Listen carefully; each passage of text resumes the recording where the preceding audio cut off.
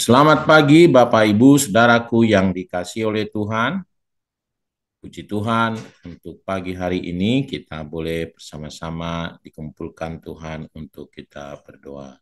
Pagi hari ini saya mau bagikan renungan kita ya mengenai iman dari Nehemia ya.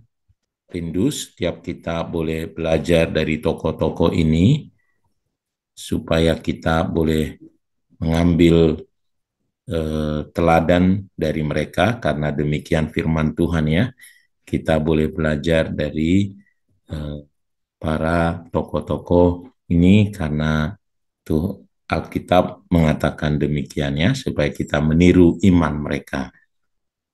Nah, jadi kita pagi hari ini belajar dulu lagi mengenai iman dari tokoh-tokoh Alkitab, yaitu iman Nehemia. Iman Nehemia yang saya mau ambil adalah doanya yang luar biasa ya, doa yang powerful, doa yang kuat, sehingga dia melihat selalu pekerjaan Tuhan, mukjizat Tuhan, pertolongan Tuhan yang menolong dia ya, karena doanya yang kuat itu. Mari kita lihat, nanti boleh dibaca secara lengkap, tapi saya ambil ini cuplikannya saja ya. Nehemia 1 ayat 4 sampai 6. Ketika ku dengar berita ini, duduklah aku menangis dan berkabung selama beberapa hari. Aku berpuasa dan berdoa ke hadirat Allah semesta langit. Kataku, ya Tuhan Allah semesta langit, Allah yang maha besar dan dahsyat, yang berpegang pada perjanjian dan kasih setianya terhadap orang yang kasih kepadanya dan tetap mengikuti perintah-perintahnya. Berilah telingamu dan bukalah matamu dan dengarkanlah doa hamba-hambamu yang sekarang kupanjatkan kehadiratmu siang dan malam bagi orang Israel. Hamba-hambamu itu dengan mengaku segala dosa yang kami orang Israel telah lakukan terhadapmu. Juga aku dan kaum keluargaku telah berbuat dosa. Tentu saudaraku, doa dia ada juga dicatat di Nehemia 2, dan ini sebenarnya masih berlanjut doanya ya. Tetapi saya potong sampai di sana saja karena menurut saya dari sana aja kita bisa belajar banyak hal ya mengenai bagaimana berdoa. Tapi sebelum bagaimana ia berdoa, nah saya rindu kita mengenal dulu tokoh ini ya. Siapakah Nehemia? Nah, Nehemia adalah tokoh dalam Alkitab kitab Perjanjian Lama, salah satu ada kitabnya ya, Nehemia. Dia dikenal sebagai seorang pemimpin, yaitu yang membangun tembok Yerusalem setelah kembali dari pembuangan Babel. Jadi hancur tembok Yerusalem bersama dengan kotanya, mereka orang Israel terbuang ke Babel. Dan dia memiliki jabatan di kerajaannya Artasasta ya. Nah, ia adalah seorang juru minuman raja Artasasta dan merasa terpanggil untuk memperbaiki keadaan Yerusalem yang hancur. Ya, dia akhirnya minta kepada Raja Artasasta supaya dia diutus bertugas di Yerusalem, di Yehuda. Ya. Nah, Nehemia menunjukkan ketekunan yang dimulai dengan doanya. Ya. Lalu keberaniannya untuk meminta tugas dari Artasasta, keberaniannya melawan semua pengejek, pengolok gitu ya. Dia memiliki iman yang kuat dalam menghadapi tantangan. Dan dia berhasil menyatukan umat Israel, memimpinnya ya untuk membangun kembali bukan hanya tembok Yerusalem tetapi juga kotanya, karena akhirnya dia menjadi bupati di sana ya. Nah, jadi apa yang bagaimana dia berdoa? Nah, itu yang kita mau coba belajar dari tadi doanya itu ya. Nah, tadi ayatnya berkata, duduklah aku menangis dan berkabung selama beberapa hari. Aku berpuasa dan berdoa ke hadirat Allah semesta langit. Nah, ini berbicara mengenai bagaimana sikapnya untuk berdoa. Ya. Berdoa dengan sungguh-sungguh dengan sikap yang benar. Dia menangis, berkabung, bahkan bukan hanya sehari, tetapi beberapa hari. Dia berdoa terus-menerus. Ya. Lalu bukan hanya dia berdoa, dia berpuasa, ya, berdoa kepada Tuhan. Ini menunjukkan betapa dia serius berdoa, ya, sikapnya benar. Nah, mari kita, saudaraku, kita punya kesempatan berdoa setiap pagi, setiap Selasa, setiap Rabu, ada doa gereja. Mari kita memiliki sikap yang benar. Jangan sikapnya hanya sekedar ya menunjukkan betapa kita merindukan Allah untuk menyatakan pekerjaannya. Betapa penting doa kita itu. Ya, satu kali ya perempuan Kanaan datang kepada Yesus berkata, ya putriku sedang sakit, tolong dia disembuhkan. Yesus mengacuhkannya, bahkan berkata tidak pantas memberi roti, makanan untuk anak-anak diberikan kepada anjing. Tetapi dia menunjukkan keseriusannya. Dan akhirnya Tuhan berkata, hai ibu, imanmu besar. Ya. Orang buta Bartimeus berseru walaupun dilarang. Ya, dia terus berseru makin keras. Akhirnya dia mendapatkan apa yang dia minta. Daniel, meskipun dilarang untuk berdoa, tetapi bahkan dilarang oleh raja, barang siapa ketahuan, mungkin berhubungan dengan keselamatannya, jiwanya terancam.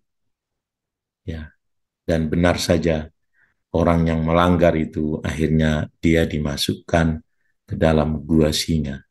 Tetapi dia tetap berdoa. Kenapa? Karena dia tahu ya, untuk kita berdoa itu harus dengan sikap yang benar.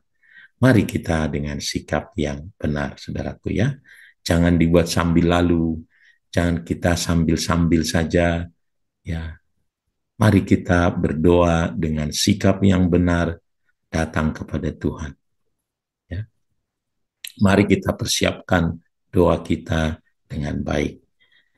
Nah, yang kedua, saudaraku, ya, dia berdoa memulainya dengan memuji Tuhan, mengingat kesetiaan Tuhan. Nah, dia berkata, ya Tuhan Allah semesta langit, Allah yang maha besar dan dahsyat, yang berpegang pada perjanjian dan kasih setianya terhadap orang yang kasih kepadanya, dan tetap mengikuti perintah-perintahnya. Ya, dia memulai doanya bukan dengan langsung meminta kebutuhannya, tetapi dia memulai dengan memuliakan Tuhan, memuji Tuhan. Bukan sekedar bernyanyinya, tetapi di doa itu dia memulainya dengan memuji Tuhan. Kenapa, saudaraku? Karena dengan jalan itu, kita sedang menyatakan bahwa Allah kita, Allah yang pantas untuk menjawab doa kita. Kita sedang menunjukkan keyakinan kita bahwa dia adalah Allah yang pasti menjawab doa. Dia Allah yang setia, Allah yang baik, Allah yang berkuasa. Pantasan juga Yesus mengajari berdoa doa Bapa kami, dimulai dengan pujian kepada Bapa kita. Ya. Dia katakan, Bapa yang di sorga, dimuliakanlah namamu. Ya. Bapak Ibu, mari kita berdoa dengan mengingat kebaikan, kasih setia Tuhan. Kita dasarkan doa kita dengan mengingat betapa Allah kita, Allah yang berkuasa, Allah yang besar, Allah yang luar biasa, Allah yang sanggup melakukan segala sesuatu. Mari angkat iman kita ketika kita datang kepada Dia. Dia adalah Allah yang sanggup, Allah yang luar biasa. Nah, yang kedua, saudaraku, yang ketiga, dia mengaku dosa, ya. Ya, pantasan Yesus juga sama di doa Bapa kami itu, ampunilah kesalahan kami seperti kami mengampuni orang yang bersalah kepada kami. Ya.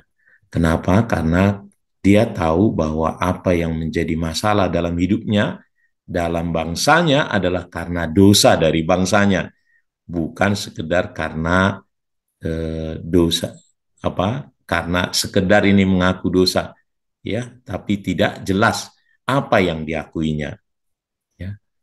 Nah, seringkali mendengar orang berdoa, ya, Tuhan ampuni dosa kami supaya jangan terhambat apa yang berkat-berkat gitu, ya. Bukan begitu, tetapi dia menyadari dia orang yang bersalah, itu sebabnya masalah itu datang, ya. Bapak Ibu, saya pernah bagikan bahwa Tuhan mau kita menjadi orang yang taat akan firman. Tapi kadang kita sulit taat, lalu Tuhan akhirnya mendatangkan kesulitan supaya kita menjadi taat, jadi hormat, setia, bertekun kepada Dia. Nah, itulah maksudnya. Ya, kalau kita menyadari, oh ini karena kesalahan saya, kita datang pada Tuhan. Tuhan ampuni saya. Mengapa saya mengalami kesulitan? Mengapa saya sakit? Mengapa ada persoalan dalam hidup saya? Saya mengerti karena saya kurang bertekun. Karena saya salah melangkah, salah berjalan. Tuhan pasti mengampuni kita dan memulihkan kita. Benarlah firman Tuhan. Kalau kita kembali dari jalan-jalan kita, maka Tuhan akan jalan-jalan kita yang jahat, maka Tuhan akan memulihkan kita. Nah, yang keempat, nah ini tadi tidak saya bacakan, kalau dalam lanjutannya baru dia bermohon, saudaraku, ya. Dia memohon apa yang dia mau kerjakan. Dia memohon untuk diberi kekuatan. Ia meminta kekuatan, keberanian untuk menghadapi tantangan saat membangun kembali Yerusalem. Dia juga memohon bimbingan dan kebijaksanaan. Kalau di Nehemia 2 ayat 4, dia meminta kepada Tuhan supaya ia menghadap Raja Artasasta, dia datang ke dia supaya dia mendapatkan belas kasihan raja, ya. Dan yang terpenting lagi adalah yang keenam, dia berdoa itu bukan hanya berdoa saja melimpahkan semua kepada Tuhan, tetapi dia berdoa dan juga bekerja, melakukan apa yang bisa dia lakukan. Itu sebabnya dia minta kepada Raja Artasasta, dia berkata, utuslah aku ke Yehuda, ya, ke kota pekuburan nenek moyangku, supaya aku membangunnya kembali. Ya. Saya pernah sampaikan, untuk hal-hal yang bisa kita lakukan, maka Tuhan mengizinkan kita melakukannya. Kita membiarkan, lebih tepatnya, supaya kita melakukan. Tetapi untuk hal-hal yang kita tidak bisa lakukan, itulah yang Tuhan kerjakan. Ketika Yesus mau melakukan mukjizat menghidupkan Lazarus, ia berkata, angkat batu-batunya. Ketika Yesus keluar dari kubur itu, lepaskan, ya, pakaiannya, lepaskan tali-talinya. Yesus membiarkan kita mengerjakan apa yang bisa kita kerjakan. Sedangkan untuk membangkitkan Lazarus, itu yang Dia kerjakan. Mari Bapak Ibu, kita bukan hanya berdoa untuk terjadi kegerakan, mari kita bersaksi. Untuk terjadi mukjizat kesembuhan, mari kita mendoakan orang-orang, mengunjungi orang-orang sakit, berdoa untuk mereka. Mari kita berusaha dan berdoa, seperti semboyannya ora et labora.